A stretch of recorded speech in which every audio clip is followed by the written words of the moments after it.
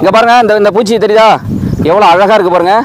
இது ஆக்சுவலாக இது குட்டி சரியா. இந்த வெட்டுக்கிளி பூச்சியோட ஒரு வகை தான். எவ்வளோ அழகாக இருக்குது பார்த்தீங்களா? ஆமாம். ஏன் இலை மாதிரியே இருக்குன்னா இது இலையோட இலையாக போய் தங்கிக்கும், ஒட்டிக்கும்.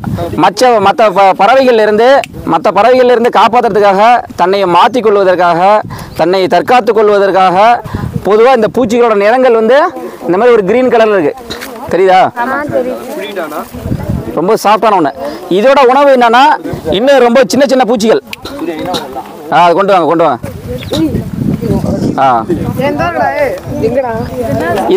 இதை நீங்கள் தெரியும். அங்கே பாருங்கள், இந்தம்மா இப்போ இந்த 2 வகை பூச்சிகளை பாருங்கள். இதோட இது பாருங்கள், தெரியுதா? இது ரொம்ப பார்க்குறதுக்கு மென்மையாக இருக்கும். ஆனால் இதோட அந்த வாய் பகுதி பார்த்தீங்கன்னா ரொம்ப கடினமாக அந்த பற்கள்லாம் இருக்கும். சரிங்களா? இது என்ன செய்யணும், அந்த இலைகளை கொஞ்சம் கொஞ்சமாக கட் பண்ணி சாப்பிட்றதுக்காக இருக்கும். இதே நம்ம அந்த கணுக்காளிகள்லாம் சொல்லுவாங்க. சரியா? கரப்பாம்பூச்சி இதெல்லாம் கணுவாக இருக்கும் இல்லையா, அந்த மாதிரி இருக்கு பாருங்க. அப்புறம் அந்த காலில் ஒரு முள் போன்ற ஒரு பகுதி இருக்கும். தெரியுதா? அது என்ன ஆகுனா அந்த கிரிப்னஸ்க்காக செடிகள்லாம் மரங்கள்லாம் பிடிச்சி போகிறதுக்காகவும் ஜம்ப் பண்ணுறதுக்காகவும் அதோட நேச்சர் இருக்கு. அப்புறம் இந்த தாத்தா பூச்சின்னு சொல்லுவோம், அப்படி ஒரு பூச்சி. அப்புறம் அந்த 2 கையால் நழுவிட்டே போகுது ஆக்சுவலாக. அது அங்கே பாருங்க, அந்த முள் போன்ற அமைப்பு இருக்கு பாருங்களா, ஒரு அமைப்பு. இது எப்படிமா மற்ற பூச்சிகள்லேருந்து தன்னை பாதுகாத்துக்கிறதுக்காகவும் ஜம்ப் பண்ணி போகிறதுக்காகவும் இந்த அமைப்பு வச்சிருக்கு. தெரியுதா? நல்லா உத்து பாருங்களா, தெரியும். அப்புறம் அதோட வாய் அமைப்பை பாருங்க. இதோட ஆண்டனாஸ் பாருங்க, அதான் சென்சார்.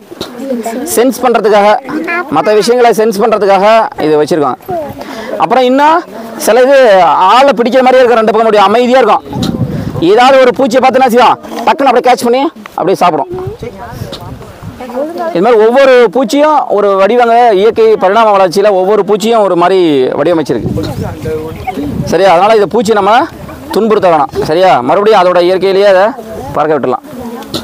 இது என்ன இது கையில் வச்சிருக்கிறது? முயலோட எச்சம். அவ்வளோதான். எந்த வாசம் அடிக்க எதுவுமே பண்ணாது.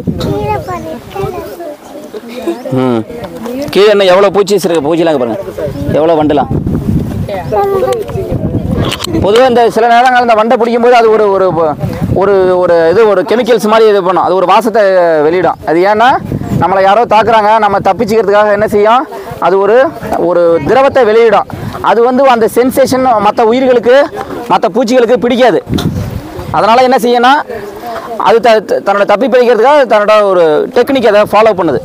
இதெல்லாம் பரிணாம வளர்ச்சியில் இண்டிகேட்டர்ஸ். இந்த படத்தில் பாருங்கள், எவ்வளோ பட்டர்ஃப்ளைஸ் பண்ணி அசையாமல் என்ன போதும் அதுவே உங்கள்கிட்ட வரும். எந்த இடத்துல காற்று தூய்மையாக இருக்கோ அந்த இடத்துல தான் அந்த ஊசி தட்டானங்களும் பட்டர்ஃப்ளைஸும் இந்த மாதிரி சின்ன சின்ன பூச்சிகளை பார்க்கலாம். எந்த இடத்துல ரசாயனங்களும் பூச்சிகளும் பயன்படுத்துகிறாங்களோ அந்த இடத்துல இவங்களாம் இருக்க மாட்டாங்க. அப்போது இதெல்லாம் ஒரு இண்டிகேட்டர்ஸ். என்ன இண்டிகேட்டர்ஸ்? இங்கெல்லாம் சுத்தமாக இருக்குது அப்படின்னு இவங்க ஒரு நிறங்காட்டி மாதிரி நம்ம பார்த்துப்போம். பயோ இண்டிகேட்டர்ஸ் இவங்களாம். இங்கே பாருங்கள் எவ்வளோ பட்டர்ஃப்ளைஸ் இருக்கு பாருங்கள். அது துத்தி செடி. இப்போ பனை விதைச்சிருக்காங்க, பனங்கொட்டை. நம்ம இந்த மாதிரி ஒரு சமவெளி பரப்பில், புல்வெளி பரப்பில் எவ்வளோ விஷயங்கள் நம்ம உள்ளே வந்து பார்த்துக்கோம். எவ்வளோ இப்போ எத்தனை வகையான பூச்சி பார்த்தோம், எத்தனை வகையான சின்ன சின்ன வண்டுகள் பார்த்தோம், எவ்வளோ நிறங்கள் இருக்குது.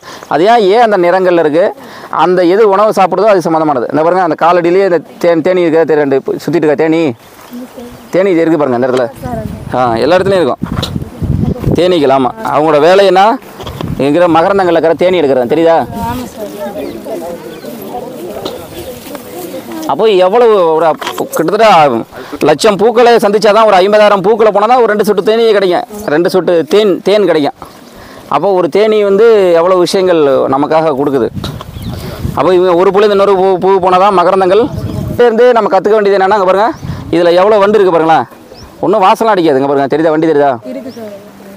ஒரு உயிரியோட எச்சம் இன்னொரு உயிரிக்கு பயன்படுது.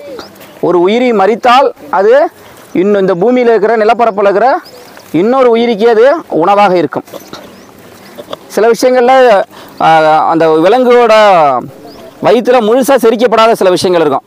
அந்த முழுசாக செரிக்கப்படாத விஷயங்களில் தான் இந்த மாதிரியான உணவுப் பொருளை தேடி இந்த மாதிரி வண்டுகள்லாம் வரும். உதாரணமாக சாண வண்டுகள் அப்படின்னு சொல்லுவோம். சாண வண்டுகள்லாம் பார்த்துருப்போம் காட்டில். நாங்கள் ஆடு மாடு மேய்க்க போவோம்.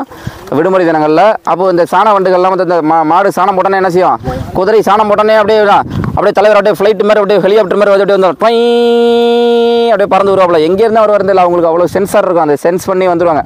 அப்புறம் அவங்க உருட்டி கொண்டுகிட்டே போவாங்க. அதில் தான் அந்த விதை பரவல் நடக்குது. அவங்க தான் கொண்டுட்டு போய் உடைக்கிறாங்க, பீஸாகிறாங்க, தூளாக்குறாங்க, உரமாக்குறாங்க, மக்க வைக்கிறாங்க. இந்த எல்லா வேலைகளையும் இங்கே இருக்கிற பூச்சிகளும் வண்டுகளும் தொடர்ந்து செஞ்சுக்கிட்டே இருக்காங்க.